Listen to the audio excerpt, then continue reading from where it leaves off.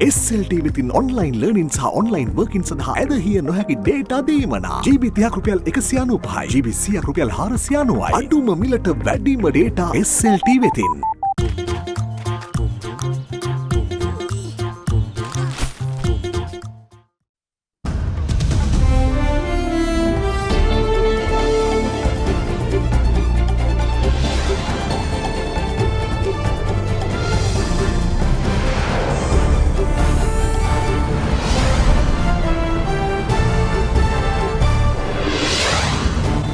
අද 2020 අගෝස්තු 14 සිකුරාදා සිරස්තන 19 අහෝසි කරනවා 20 ගෙන ඒම නව රජයේ ප්‍රමුඛ කාර්යභාරයක් අධිකරණ ඇමති අද දෙරණට කියයි 19 සංශෝධනය ඉවත් කරලා 20 වෙනි සංශෝධනයක් හැටියට ගේන්නට ඕන.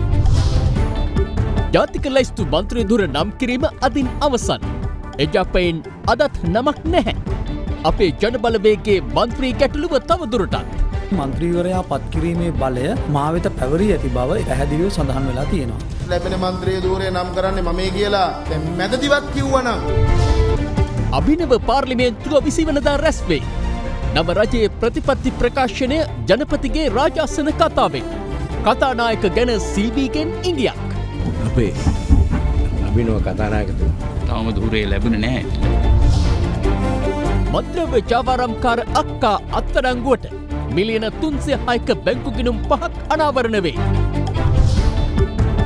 කලක සිට අල්ලස් ගන්නා නිලධාරියෙක් අද දෙරණ උකුස්සාට හසු වේ. ඇල්කොහොල් අඩංගු හෑන්ඩ් සැනිටයිසර් භාවිත කරන්න. ලෙඩ රෝග ඇති කරන විෂ බීජවලට එරෙහිව සටන් කරන්න. හඳුන්වා දීමේ මිල රුපියල් 350යි. වඩාත්ම සිනිඳු රැවුල බෑමකට Big Easy 2 රේසරය හරිම සුමුදුයි. From Ada Derana, this is Ada Derana Prime Time with Naomi Fernando and Kalindu Karuna Ratna.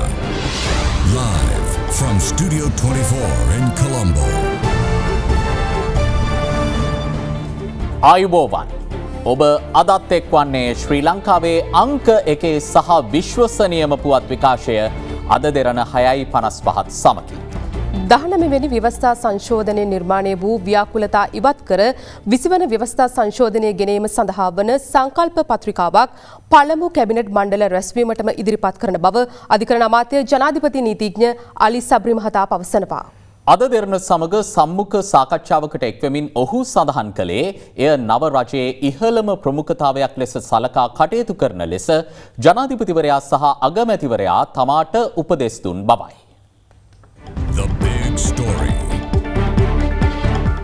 19 වන ආණ්ඩුක්‍රම ව්‍යවස්ථා සංශෝධනය ගෙන ආ පසුගිය යහපාලන ආණ්ඩුවේ ප්‍රධානීන්ම එය අහෝසි කළ යුතු බවට පසුගිය කාලේ වරින් වර ප්‍රකාශ කළා. 19 වෙනි සංශෝධනය රටේ දේශපාලන අස්ථාවරත්වයක් ඇති කළා නායකයෝ දෙන්නෙක් හැදුවා. රටට ආදරේ නම් කළ යුතු අංක එක තමයි 19 අහෝසි කරන එක. මේ 19 අහෝසි කරුවේ නැත්නම් රට අස්ථාවරයි. ඩ්‍රයිවර්ල දෙන්නයි ආණ්ඩු දෙකයි. ජනාධිපති ලේකම් කාර්යාලයේ එක ආණ්ඩුවක්, අරලියගහ මන්දිරයේ තව ආණ්ඩුවක්. 19 රටට සාපයක්. මේ රට කන NGO කාරෝ හැදුවේ මේ 19. ඒක පස්සේනේ අහුනේ. 19 වෙනි සංශෝධනයේ ඒ ඇති කරපු සරබාල කිරීම නිසා අද අපිට පේනවා ප්‍රශ්නයක් ඇති වෙලා තියෙනවා. අපි මෙතරම් නරක වෙයි කියලා හිතුවේ නෑ. නමුත් දැන් බලාගෙන යනකොට මේක ඉතාමත්ම නරක. විශේෂයෙන්ම ජනාධිපති සහ අගමැති අතර යම් විරසකයක් ඇති වුණොත් ඉතාමත්ම නරක. එබැවින්ම 19 වන ආණ්ඩුක්‍රම ව්‍යවස්ථා සංශෝධනය අහෝසි කරන බව පැවසූ වත්මන් රජය මෙවර මහමැතිවරණ සමයේදී ඒ සඳහා 3/2ක ජනවරමක්ද ඉල්ලා සිටියා.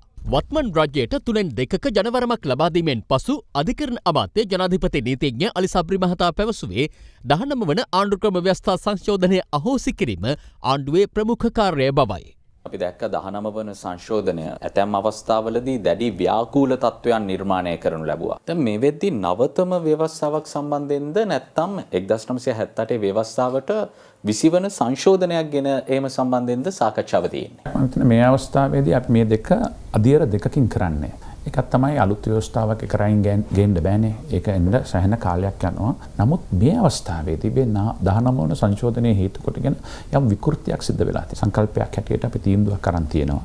මේක 19 වන සංශෝධනය ඉවත් කරලා 20 වෙනි සංශෝධනයක් හැටියට ගේන්නට ඕන කියන එක. ජනාධිපතිතුමා සහ අගමැතිතුමා මට පෞද්ගලික උපදෙස් ලබා දීලා තිබෙනවා. පළවෙනි කැබිනට් මීටින් එකට මේ සංශෝධනය පිළිබඳ සංකල්ප පත්‍රිකාව ඉදිරිපත් කරන්න. 19 වන ව්‍යවස්ථා සංශෝධනයෙන් ජනාධිපතිවරයාගේ බලතලවලට වසර 5ක කාල සීමාවකට ඔහුගේ දුර කාලය සීමා කිරීම ඒත් එක්කම දෙවතාවකට වඩා ඔහුට ජනතාව ඉදිරියට යන්නට බැරි තත්වයකට මේ වෙනස්කම සිදු කිරීම.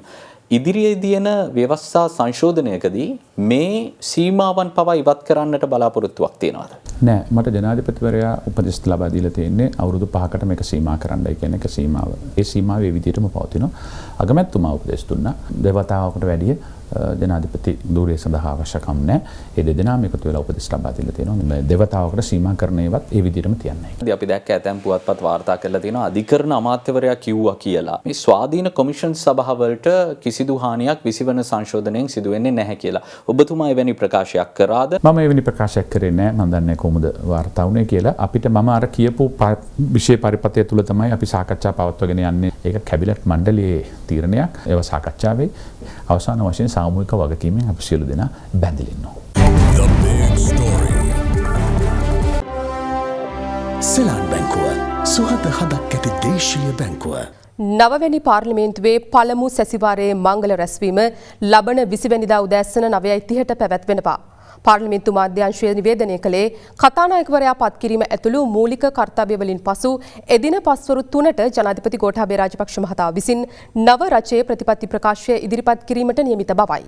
මේ අතර මහමැතිවරණයේ හේතුවෙන් නතර කෙරුණු රැකියා 1,50,000ක් ලබා දීමේ වැඩසටහන යලි ක්‍රියාත්මක කිරීමට ජනාධිපති ගෝඨාභය රාජපක්ෂ මහතා තීරණය කර තිබෙනවා.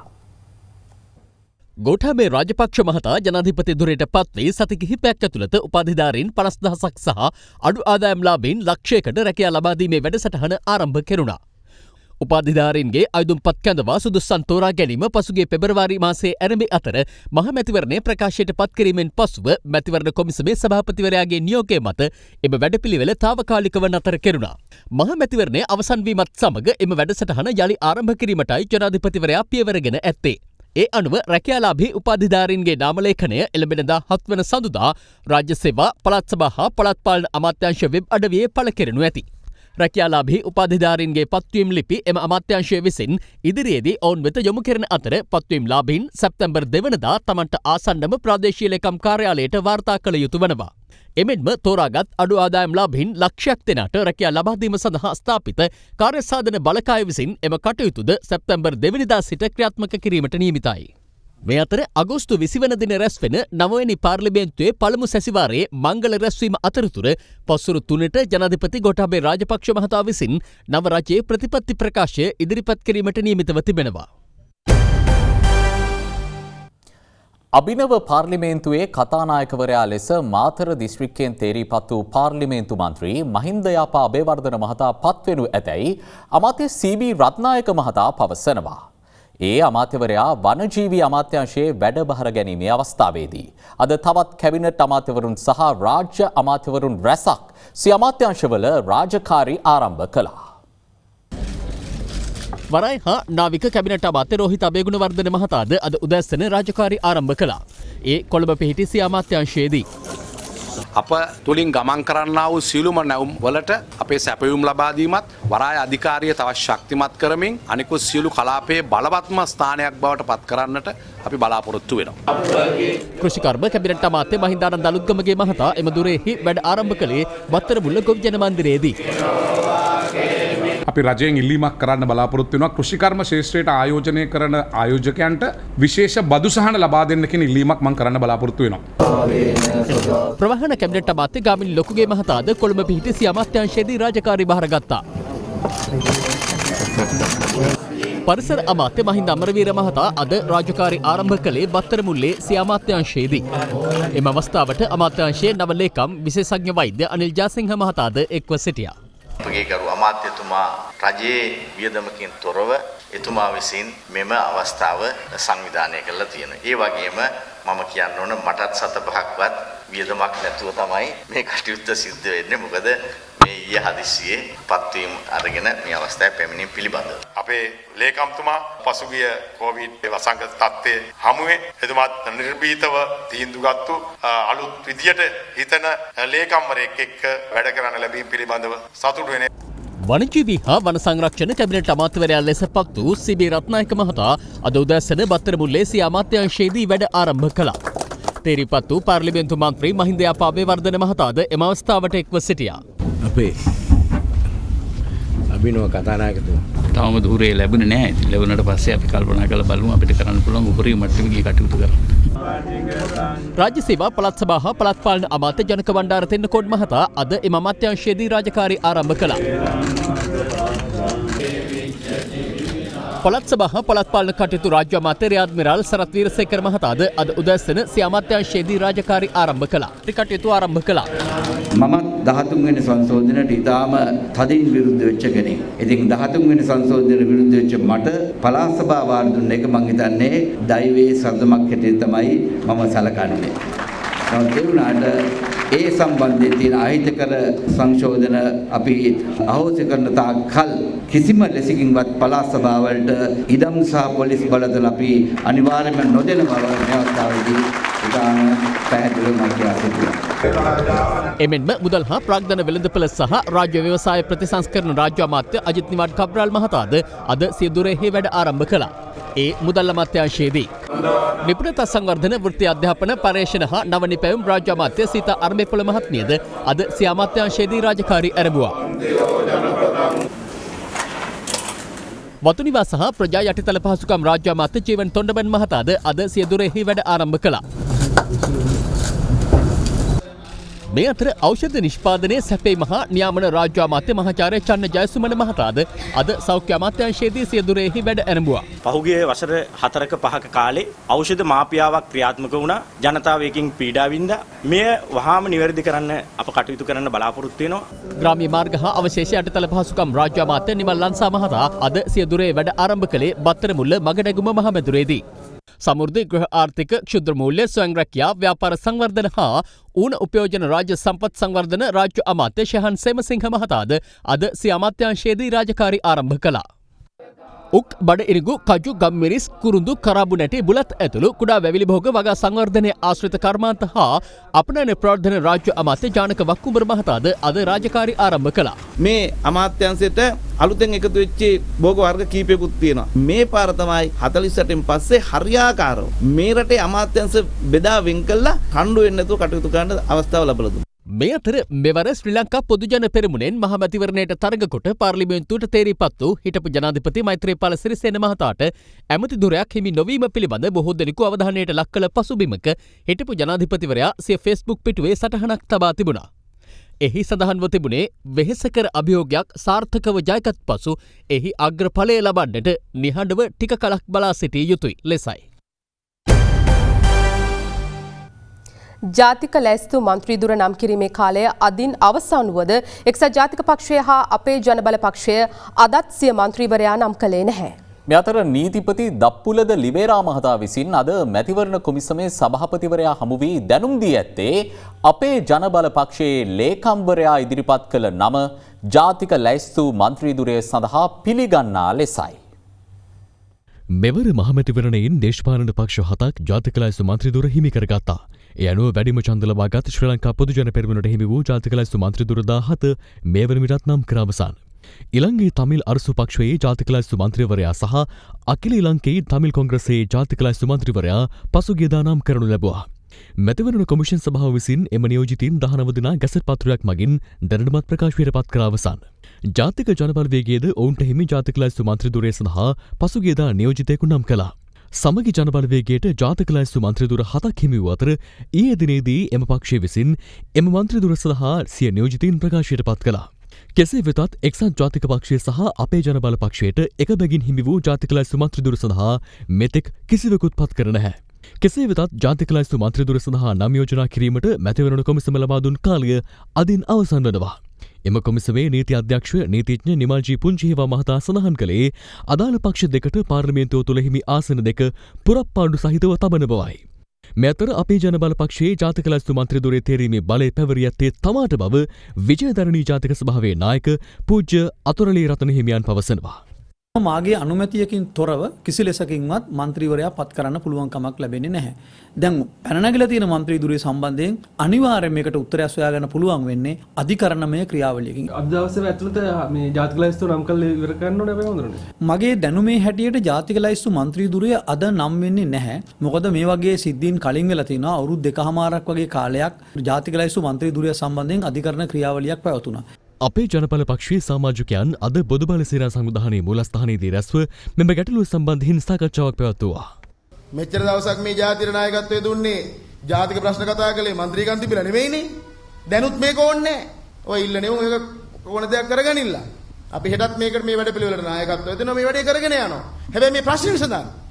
අපි මේ වැඩේට බහින්නේ අවංකවනේ අපිට ගේමක් නැහනේ. හිඩන් ඇජෙන්ඩ එකක් නැහනේ ඔළුවේ. ඕවර්ටේක් කරන න්‍යායක් නැහනේ අපේ. මේ මැතිවරණ කාලය තුලදිවත් අවමතරමින් නාම යෝජනා කරන දවසේ පමණයි ඔය විමලතිස්ස කියන භික්ෂුව දැක්කේ. මෙතන තියෙන්නේ ලේකම්ගේ ප්‍රශ්නේ. ඡන්ද කාලේ දැක්කද කොහේ හරි ඉන්නවා? යකෝ බිල් ආඩන් වගේ වීඩියෝ එකක් දානවා. දැන් රතනහර වෙල කියන නඩු කියනවලු. අපි බලන්න ඕනේ මේ නඩු මගට යන්නේ නැතුව මේව කතා කරලා විසඳා ගන්න. ලැජ්ජයිනේ. අපේ ජනබල පක්ෂයේ ජාතික ලයිස්තු මන්ත්‍රීදුරය සම්බන්ධයෙන් මතුව ඇති ගැටලුකාරී තත්ත්වය විසඳා ගැනීම සඳහා මැතිවරණ කොමිසමේ සභාපතිවරයා නීතිපතිවරයාගෙන් උපදෙස් ගෙන තිබෙනවා. අපේ ජනබල පක්ෂය නියෝජනය කරමින් ලේකම්වරුන් වශයෙන් විමලතිස්ස හිමි සහ තවත් පුද්ගලයෙකු පෙනී සිටමින් ජාතික ලයිස්තුවට නාම යෝජනා දෙකක් එකම දිනයකදී එනම් 2020 අගෝස්තු මාස 7 වන දින ඉදිරිපත් කර ඇති බවයි. ගරු නීතිපතිවරයා විසින් මැතිවරණ කොමිෂන් සභාවේ සභාපතිට දෙන ලද උපදෙස් වන්නේ මෙම සිද්ධියට අදාළ කිසිදු නෛතික ප්‍රතිපාදන සම්බන්ධයෙන් ගැටලුවක් නොපවතින බවත් ඔවුන් ඉදිරියේ ඇති ඉදිරිපත් සාක්ෂි අනුව අපේ ජනබල පක්ෂයේ ලේකම් වශයෙන් එම පක්ෂයේ වරම ලබා සිටින පුද්ගලයා සහ ඉදිරිපත් අනෙකුත් සාක්ෂි අනුව මැතිවරණ කොමිසම එම පක්ෂයේ ලේකම් වශයෙන් සලකන පුද්ගලයාගේ නාම යෝජනා බාර ගැනීමට කටයුතු කරන ලෙසයි. එක්සත් ජාතික පක්ෂය තරුණ නායකත්වයක් යටතට පැවරීමට තීරණය කළ බව එම පක්ෂයේ මාධ්‍ය ඒකකය අද නිවේදනයක් නිකුත් කරමින් සඳහන් කළා. එක්සත් ජාතික පක්ෂයේ ජාතික ලැයිස්තු මන්ත්‍රීදුරය සහ නායකත්වය පිළිබඳ තීරණයක් ගැනීම සඳහා සිරිකොත පක්ෂ මූලස්ථානයේදී අද විශේෂ සාකච්ඡාවක් පැවති නමුත් අදත් ඒ සම්බන්ධයෙන් අවසන් තීරණයකට පැමිණ නැහැ. එක්සත් ජාතික පක්ෂයේ නායකත්වය සහ ජාතික ලයිස්තු මන්ත්‍රීදුරය පිළිබඳ තීරණයක් ගැනීම සඳහා පක්ෂ කෘත්‍යාධිකාරී මණ්ඩලය අද උදෑසන සිරිකොත පක්ෂ මූලස්ථානයේදී රැස් වුණා. පක්ෂ නායකත්වය ගැන කොටසක් කියනවා නායකතුමාට පොඩ්ඩක් මාස 3ක් විතර ඉන්න කියලා. සමහර අය කියනවා කරු ජයසූරිය මැතිතුමා ගෙයුම් මෙතන කියලා. තවත් කොටසක් කියනවා තරුණ නායකත්වයට බාර දෙමු කියලා. දෙන තරුණ නායකත්වයේ කවුද කියන එක තීරණය කරන්න බෑ. 5-6 දිනක් ඉල්ලනවා. කරු ජයසූරිය මහත්තයා සම්බන්ධයෙන් අදහස මොකද්ද? ඒක තමයි දැන් ඉස්සරහම තියෙන යෝජනාව. ඒකට බහුතරයක් කැමති වෙලා තියෙනවා. ඒ නිසා ඒක මොකක් හරි මේ ඒ සම්බන්ධව හොඳ තීන්දුවක් එයි. අපේ මැතිවරණ ප්‍රතිඵල නැවත අපි විශ්ලේෂණය කළා. කොමක්ද කළ යුත්තේ කියන කාරණය පිළිබඳ අපි විශේෂ අවධානයක් යොමු කළා. ඒ අනුව ඉදිරි කටයුතු කරගෙන යන්න අපි තීරණය කළා. අනාගත නායකත්ව සම්බන්ධයෙන් ඔබතුමා නම යෝජනා කරලා තිනවා. ගැළපෙන නොගැළපෙන යෝජනා සියල්ලක් එකට මුසු කරලා ක්‍රියා කරන්න පක්ෂය හැටියට ක්‍රියා කරගෙන යනවා. ඊට අනාගතතුමාගේ තම යෝජනා තිබ්බ අපි දැක්කා. විවිධ මත තිබෙනවා. නමුත් අනාගත පරම්පරාවට පක්ෂයේ හිමි යුතුයි කියන තැන පක්ෂයේ ස්ථාවරයේ තිබෙනවා. කවුද පරම්පරාව අනාගත පරම්පරාව විශාල පිරිසක් ඉන්නවා. ජාතික ලයිස්තුවේ පැවැත්වුව කොහොමද? ඒ ගැනත් දැනට දැම්ම තීරණයක් ගන්න අදහසක් නැහැ. ඒක තව ටිකක් බලලා අදින් ඉවරයි. නෑ එහෙම ඉවර වෙන්නේ නැහැ. ඒක ගන්න පුළුවන්. සමගි ජනබලවේගය කියනවා දැන් මේ වෙලාවේ ඔබතුමාට පක්ෂ නායකත්වය දෙනවා කියන්නේ මහින්ද මහත්තයට පක්ෂ දුන්නා කියන වගේ එකක් කියලා. දන්න ඒක සමගි බලවේගයෙන් අහන්න ඕන. ඔබතුමා කරු ජයසූරිය මහත්තයට විරුද්ධද? ඒකනේ කෙලින්ම කියන්නකෝ. මම එතුමාට විරුද්ධ නැහැ. නමුත් දේශපාලන ස්ථාවර වෙනස් අපේ. අනාගත නායකතුමා ඔබතුමාද ඒතර තියෙනද? ඒකමතිකව අවසන් කරනවා. ඒක කියන්න බෑ. කියලා මූණෙන් වගේ පේන හැබැයි. සන්තෝෂයෙන් ඉන්න ඔබතුමා. මේ අතර එක්සත් ජාතික පක්ෂය තරුණ නායකත්වයක් යටතට පැවරීමට අද උදෑසන පැවති කෘත්‍යාධිකාරී මණ්ඩල රැස්වීමේදී තීරණය කළ බව එම පක්ෂයේ මාධ්‍ය ඒකකය අද නිවේදනයක් නිකුත් කරමින් සඳහන් කළා. එහි ආරම්භක පියවරක් ලෙස පක්ෂයේ තරුණ නායකයින්ට නව වගකීම් පවරමින් ක්‍රියාකාරී යාන්ත්‍රයක් සකස් කරන බව මෙම නිවේදනයේ සඳහන්. එහිදී සාර්ථකව තම වගකීම් ඉටු කිරීම සහ පාක්ෂිකයන්ට සමීප වෙමින් ඔවුන් දිනා ගැනීමෙන් කටයුතු කිරීම ආදී කරුණු සැලකිල්ලටගෙන පක්ෂය සහ පාක්ෂිකයන් තුළින්ම ගොඩනැගෙන තරුණ නායකයෙකුට එක්සත් ජාතික පක්ෂ නායකත්වයේ පිරිනැමීමට තීරණය කළ බව වැඩිදුරටත් සඳහන් කර තිබෙනවා. මේ අතර ශ්‍රී ලංකා නිදහස් පක්ෂයටද නව නායකත්වයක් අවශ්‍ය බව හිටපු ජනාධිපතිනි චන්ද්‍රිකා බණ්ඩාරනායක කුමාරතුංග මහත්මිය පවසනවා. මාධ්‍යයට අදහස් දක්වමින් ඇය මේ බව සඳහන් කළා. ශ්‍රී ලංකා නිදහස් පක්ෂය කොහෙද කියලා මම දැන් තාම හැමතැනම හොයනවා.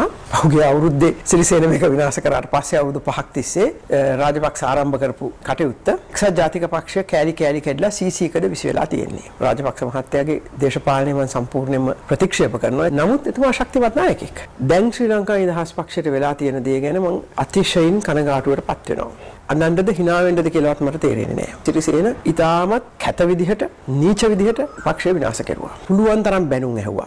අපිව පරද්දන්න කියලා වේදිකාවල කිව්වා. දැන් නිකන් නින්දිත විදිහට ලැජ්ජා සහගත විදිහට අමාත්‍යාංශ කීපයක් දීලා අපේ පක්ෂේ සභාපතිට මුකුත්ම නැහැ. පක්ෂේ ලේකම්ට බතික් සහ හෑන්ඩ්ලූම් අමාත්‍යාංශය දීලා. එහෙම අමාත්‍යාංශයක් නැහැ. ඒකට මුකුත් ආයතන නැහැ. කිසිම ආයතනයක් නැහැ. ඉතින් මේ වාගේ ලැජ්ජා වෙන්නේ නැතුව අලුත් නායකත්වයක් මත මේ හොරු මිනිමරුව නැතුව අපි අලුත් නායකත්වයක් ගොඩනගාගෙන අපේ පාක්ෂිකයන් අතරින්ම මේ පක්ෂය ඉදිරියට ගෙන යමු කියලා මම යෝජනා කරනවා. එහෙම කරන ඕන කෙනෙකුට මම සයිඩ් එකේ ඉඳගෙන මගේ සහයෝගය දෙන්න ලෑස්තියි. ආණ්ඩු පක්ෂයේ මැති ඇමතිවරුන් ප්‍රකාශ කරන නව ව්‍යවස්ථාවෙන් ඉදිරියේදී භයානක තත්ත්වයක් උද්ගත විය හැකි බව සමගි ජන බලවේගය පවසනවා.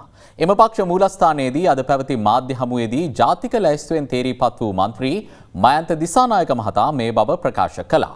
මේ අතර සමගි ජන බලවේගයේ නායක සජිත් ප්‍රේමදාස මහතා අද පෙරවරුවේ කොළඹ විහාරස්ථාන දෙකකට පැමිණියා. සමගි ජන බලවේගයේ නායක සජිත් ප්‍රේමදාස මහතා අද පෙරවරුවේ දෙමටගොඩ ශ්‍රී වික්‍රමසිංහරාම විහාරස්ථානයේ වෙත පැමිණියා. ආගමික වතාවත්වලද නිරත වූ ප්‍රේමදාස මහතා විහාරාධිපති හිමියන් සමග විහාරස්ථානයේ අඩුපාඩු පිළිබඳව සාකච්ඡා කළා. ඉන් අනතුරුව සජිත් ප්‍රේමදාස මහතා පැමිණියේ බොරැල්ල ශ්‍රී ලංකාරාම විහාරස්ථානයේයි. දහම් පාසලක් එහෙම තියෙනවා. විශේෂයෙන්ම රටේ පවතින ආර්ථික අර්බුදය තුළ ඒ වගේම ජීවන බර ජීවන වියදම වැඩිවීම තුළ අහස උසට බඩු මිල වර්ධනය වීම තුළ ජනතාවට ජීවත් වන්නට බැරි දෙයක් නිර්මාණය වෙලා තිබෙනවා. වර්තමානයේ බිහි වුණු ආණ්ඩුවට සමස්ත ජනතාවට සේවය කිරීමට අවස්ථාව ලැබිලා තිබෙනවා. වහාම ක්‍රියාත්මක වන පරිදි අපේ රටේ ජනතාවට ජීවත් වීම සඳහා අවශ්‍ය ඒ අත්‍යවශ්‍ය භාණ්ඩවල මිල අඩු කරන්නට රජය කටයුතු කරන්නට ඕන. ඒ වගේම අද රට තුළ බරපතල කහ හිඟයක් තිබෙනවා. මේ හිඟය තුළ ඇත්ත වශයෙන්ම ගෘහණියන් ලොකු පීඩනයකට ලක් වෙලා සිටිනවා. මේ අතර ජාතික ලැයිස්තුවෙන් තේරීපත් වූ මන්ත්‍රී මයන්ත දිසානායක මහතා අද සමගි ජන බලවේග පක්ෂ මූලස්ථානයේදී මාධ්‍ය හමුවක් ඇඳවා තිබුණා. ආණ්ඩුවේ මැති ඇමතුරුන් කතා කරනවා නව ව්‍යවස්ථාවක් ගැන. ඒ ව්‍යවස්ථාවේ මොකද්ද සඳහන් වෙන්නේ කියන එක අපි කවුරුත් දන්නේ නැහැ. ඉතා භයානක තත්වයක් අපි ජනතාවගෙන් ඉල්ලා සිටින්නේ. දේශපාලන ප්‍රජාතන්ත්‍රවාදය ආරක්ෂා කරන්න අපිත් එක්ක එකතු වෙන්න කියන ඉල්ලීම තමයි මේ අවස්ථාවේදී කරන්නේ. දේශපාලන ලෝකයේ තිරය පිටුපස තොරතුරු සමගින් බ්ලැක් ඇන්ඩ් වයිට් විශේෂාංගය දැන්. කැබිනට් මණ්ඩලයේ දිවුරුම් දීමට පෙර දින හදිසියේ හිටපු ජනාධිපති මෛත්‍රීපාල සිරිසේන මහතා සහ අගමැති මහින්ද රාජපක්ෂ මහතා අතර සාකච්ඡාවක් පැවැත්වුණා. මෙහිදී මහින්ද රාජපක්ෂ වටේ යන්නේ නැතුව කෙලින්ම කාරණේ කිව්වා. ඔයා හිටපු ජනාධිපති කෙනෙක්. ඔයාට ගැලපෙන්නේ නැහැ කැබිනට් ඇමතිකමක්. අපි නව ව්‍යවස්ථා සංශෝධනයෙන් අලුත් අනතුරක් හදලා ඒක ඔබට දෙන්නම්. මහින්දගේ ඉල්ලීමට මෛත්‍රී එකඟ වුණා. හොඳයි එහෙම කරමු.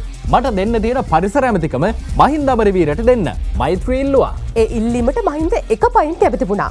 අමාත්‍ය මණ්ඩලයේ බෙදන ආකාරය දැනගත් ආචාර්ය විජේදාස රාජපක්ෂ මහතා ජනාධිපති ජ්‍යෙෂ්ඨ උපදේශක ලලිත් වීරතුංගට කතා කළා. ඇත්තද මට රාජ්‍ය ඇමතිකමක් දෙන්න හදනවා කියන්නේ විජේදාස ඇහුවා. ඔව් උසස් අධ්‍යාපන රාජ්‍ය ඇමතිකම. මම කවදාවත් කැබිනට් ඇමතිකමක් හැර වෙන ඇමතිකමක් ගත්තේ නැහැ. අනික උසස් අධ්‍යාපන රාජ්‍ය ඇමතිට කිසිම ආයතනයක් ගැසට් එකෙන් දීලා නැහැ. මට බොරුවට ඇමතිකම් එපා. මම හෙට දිවුරුම් දෙන්න එන්නෙත් නැහැ. විජේදාස එහෙම කියමින් දුරකථනය තිබ්බා. රාජ්‍ය ඇමතිවරු දිවුරුම් දීමේ අවස්ථාවේදී ප්‍රසන්න රණවීරගේ ඇමතිකම ප්‍රකාශයට පත් කළා.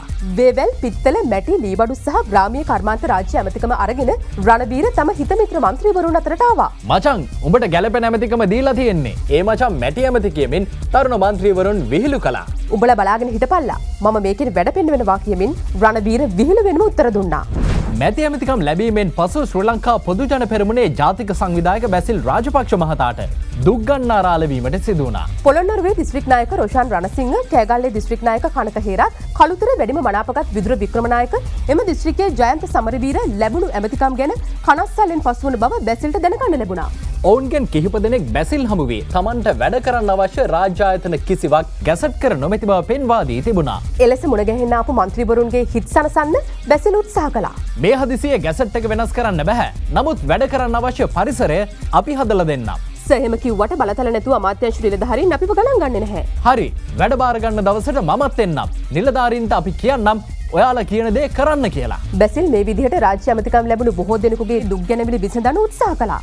තිරය පිටුපස තවත් දේවල් අපි කියන්නම් ලබන සතියේ. මද්‍රව්‍ය ජාවාරමෙන් උපයාගත් මුදල් හුවමාරු කළ මර්වින් ජානාගේ සහෝදරිය වන මනෝරි රන්දිමා හෙවත් අක්කා නැමැති කාන්තාව පොලිසිය විසින් අත්අඩංගුවට ගෙන තිබෙනවා. පොලිසිය පැවසුවේ පසුගිය කාලය තුළ ඇගේ ගිණුම් 5ක රුපියල් මිලියන 306ක මුදලක් හුවමාරු වී ඇති බවයි. මේ අතර පසුගිය ජුනි මාස සිට බන්ධනාගාර රැඳවියන් සමග සමතතා පැවැත් වූ බන්ධනාගාර නිලධාරීන් 15 දෙනෙකුගේ වැඩ තහනම් කිරීමට බන්ධනාගාර දෙපාර්තමේන්තුව කටයුතු කර තිබෙනවා.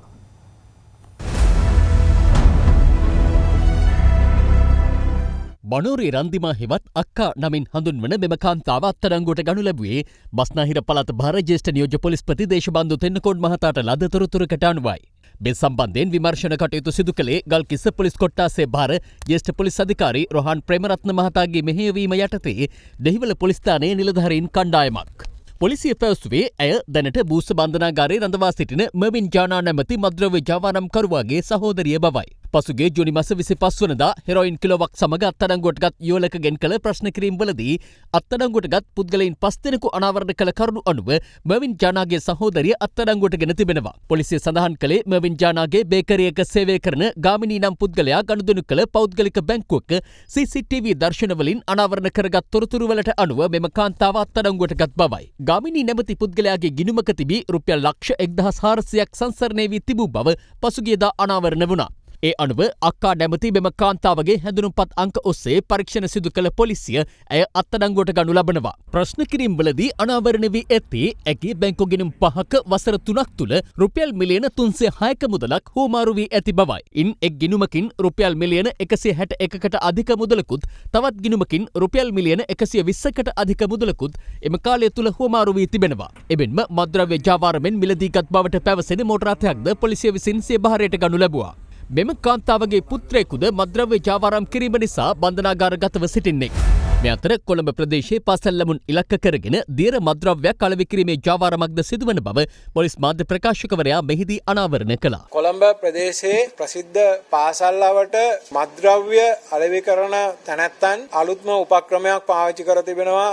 මද්‍රව්‍ය අලෙවි කිරීම සඳහා ඔවුන් භාවිතා කරනවා ඉන්හේල කියලා ස්ප්‍රේ කරන යන්ත්‍ර ආශ්‍රයෙන් මද්‍රව්‍ය පාසල් දරුවන්ට අලෙවි කිරීමේ උපක්‍රමයක්. මේ වාගේ එවැනි එක උපකරණයක් රුපියල් 15000ක මුදලකට අලෙවි කරන බව තමයි වාර්තා වෙලා තියෙන්නේ. මේත් ඒ වගේම තව උපකරණයක්. මේ අතර බන්ධනාගාර තුළට විවිධ ආකාරයෙන් මද්‍රව්‍ය රැගෙන ආ ක්‍රම පිළිබඳව මේ වන විට කරුණු අනාවරණ වී තිබෙනවා. ඒ අනුව රැඳවියන් සඳහා රැගෙන විවිධ ආහාර හා වෙනත් ද්‍රව්‍ය තුළ මත්කුඩු සංගවා තිබූ ආකාරයයි මේ.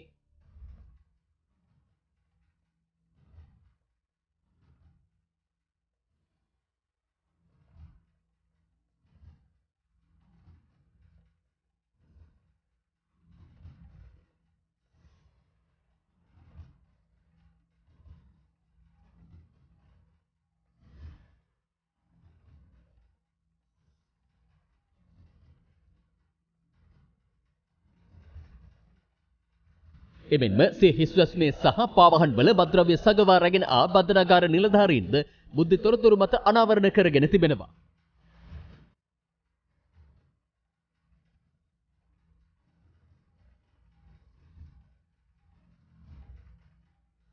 පසුගිය මාස දෙක කාලය තුළ විවිධ දූෂණ ක්‍රියාවන් වලට සම්බන්ධ වෙච්ච බන්ධනාගාර නිලධාරීන් 15 දෙනෙක් අපි වැඩතහනම් කරන්න කටයුතු කරලා තිනවා. මෙම නිලධාරීන් මහර මැගසින් මාතර බූස්ස කොළඹ රිමාන්ඩ් බන්ධනාගාරය වැලිකඩ ගාල්ල මීගමුව වාරියපොළ සහ අඟුණකොළ පැලස්ස යන බන්ධනාගාර වලට අයත් අපි උපරිම දඬුවම් ලබා දෙන්න කටයුතු කරනවා. බරපතල චෝදනාවන් සඳහා අපි කිසිම ආකාරයකින් මේ නිලධාරීන් නැවත සේවයට මදවා ගැනීමක් කරන්නේ නැහැ. ඒගොල්ලෝ අපි සේවයෙන් පහ කිරීමට කටයුතු කරනවා. අපිට තොරතුරු තියෙනවා මේ නිලධාරීන් සිරකරුවන් සමග අනවශ්‍ය සම්බන්ධකම් තියෙනවා කියලා. අපේ පරිපාලනයට සහයෝගය නොදෙන මීගමුව බන්ධනාගාරයෙන් නිලධාරීන් 9කුත් බූස්ස බන්ධනාගාරයෙන් නිලධාරීන් 10 දෙනෙකුත් අපි මෙවන විට ස්ථාන මාරු කරන්න කටයුතු කරලා තියෙනවා.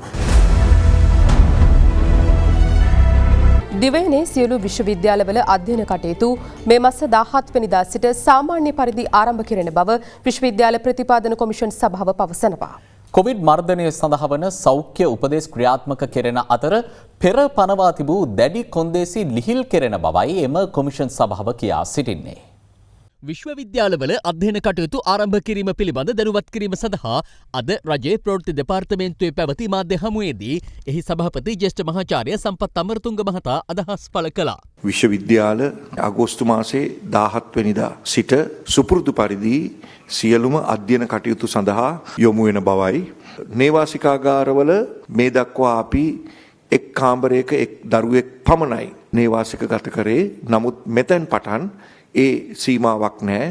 සමාජයෙන් මේ කොවිඩ් තත්ත්වය තුරන් වෙලා ගොස් ඇති බව අපි සැලකරන නිසා අපිට පුළුවන්කම ලැබෙනවා සුපුරුදු අධ්‍යාපන පිළිවෙතට යොමු වෙන්න.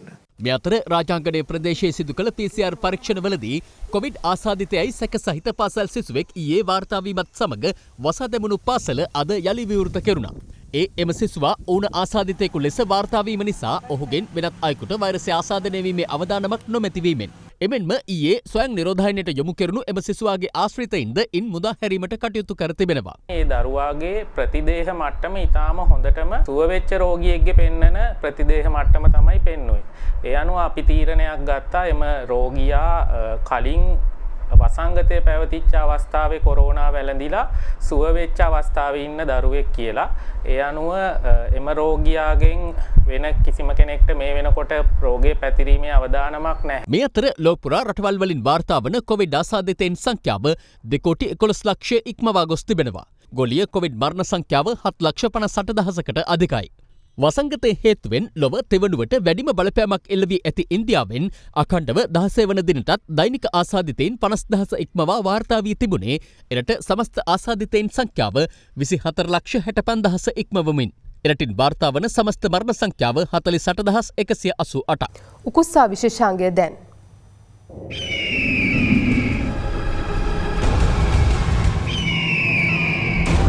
මේ දෙල්කඳ ඉඩම් ලියාපදිංචි කිරීමේ කාර්යාලයයි. දෛනිකව මෙයින් සේවා ලබා ගැනීමට විශාල පිරිසක් පැමිණෙනවා. මේ අතරින් බහුතරයක් පැමිණෙන්නේ ඉඩම් ලේඛන හිවත් පත්තිරු පරීක්ෂා කිරීමටයි. එලෙස පැමිණෙන පුද්ගලයන්ගෙන් වංචා සහගත ලෙස මුදල් ලබාගෙන පත්තිරු පරීක්ෂා කර දෙන පුද්ගලයෙකු සම්බන්ධයෙන් අද දෙරණ උකුස්සාට තොරතුරු අනාවරණ වුණා. යනුව උකුස්සා එම ස්ථානයට යන්නේ ඉඩමක පත්තිරු පරීක්ෂා කිරීමට අවශ්‍ය බවට පවසවේ. මේක පත්තිරිප්පු ගන්නවා. රෙජිස්ටර් වෙච්ච එක. මේකෙන් ගන්න බෑද? මේකෙන් ගන්න බෑ. මේක රෙජිස්ටර් වෙලා නැහැ. ඔය ගන්න යන එකම. ඔව්. එන උරුත් 30 විතර අරගෙන බලන්න. කොහොමද ඒක කරගන්නේ? මේක කරන්නේ සාමාන්‍ය ලෝ එකේ නීතිඥ ගාස්තුවලින් පෙර 5000. දාලා පුරවගෙන එන්නකොට අනතුරුව එම පෝරමය පුරවාදීමෙන් පසුව අදාළ සේවකයා විමසීම් කවුන්ටරයෙන් පිටතට පැමිණ පත්තිරු පරීක්ෂා කර දී මුදල් ලබා ගන්නා අයුරුයි මේ. අප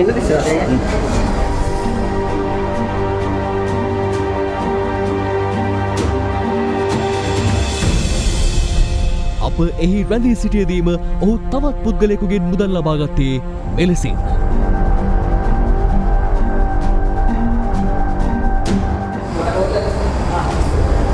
එමෙන්ම මොහු මෙම ස්ථානයට පත්තිරු පරීක්ෂා කිරීමට පැමිණි තවත් අයෙකුගෙන් මුදල් ඉල්ලා සිටි බව ඔහු අප වෙත පැවසුවා. මොකද කිව්වේ? අතේ ගිහින් යාට පොල්ලක් දෙන්න කිව්වා අය රෙජිමෙන් හෙන්දි ගියා. 500 උකුස්සා මේ පිළිබඳව සිදු කළ සොයාබැලීමේදී අනාවරණ වූයේ ලේඛන ලියාපදිංචි කිරීමේ ආඥා පනතේ රෙජිස්ට්‍රාර් ජෙනරාල්ගේ අත්පොතට අනුව ඉඩම් ලේඛන පිළිබඳව පරීක්ෂා කළ හැක්කේ නීතිඥවරයෙකුට පමණක් බවයි. එසේනම් මෙම ආයතනයට ලැබිය යුතු මුදල් මොහු පෞද්ගලිකව ලබා ගන්නේ කෙසේද? අද දෙරණ උකුස්සා අවධානයෙන්. තවත් දේශීය පුවත් කිහිපයක් දැන්. ආනයනය කරන බහණ්ඩ සඳහා පැනවෙන තීරුබදු සහනය අයිතා ලෙස භාවිත කරමින් එංගලන්තයෙන් මෙරටට ගෙන වූ චොක්ලට් ඇතුළු ආහාරද්‍රව්‍ය සහ රූපලාවන ද්‍රව්‍ය අඩංගු කන්ටේනරයක් ඊයේ ශ්‍රී ලංකා රේගුව බහරයට ගැනුණා. එංගලන්තයේ සිට මෙරටට පැමිණි 5 දෙනෙකුගේ නම් සඳහන් කර පුද්ගලික බහලුමක් ලෙස මෙම බහණ්ඩ ගෙන්වා ඇති අතර කරුණු තහවුරු කර ගැනීම සඳහා විමර්ශන ක්‍රියාත්මකයි. LTTE සංවිධානය විසින් ඝාතනය කෙරෙනු හිටපු විදේශ අමාත්‍ය ලක්ෂ්මන් කදරගාමර මහතාගේ 15 වෙනි අනුස්මරණය පසුගිය 12 වෙනිදාට යෙදී තිබුණා. ඒ වෙනුවෙන් ජාත්‍යන්තර සබඳතා සහ උපාය මාර්ගික අධ්‍යයන පිළිබඳ ලක්ෂ්මන් කදරගාමර මධ්‍යස්ථානයේදී සංඝගත දක්ෂිනාවක් පැවැත්වුණා. මාතර වැලිගම මහවීදිය ප්‍රදේශයේ නිවසක කාන්තාවකට හා පිරිමි පුද්ගලයන් දෙදෙනෙකුට ඥාති පුත්‍රයෙකු පහර දෙන ආකාරය එම නිවසේ CCTV කැමරාවක මෙලෙස සටහන්ව තිබුණා.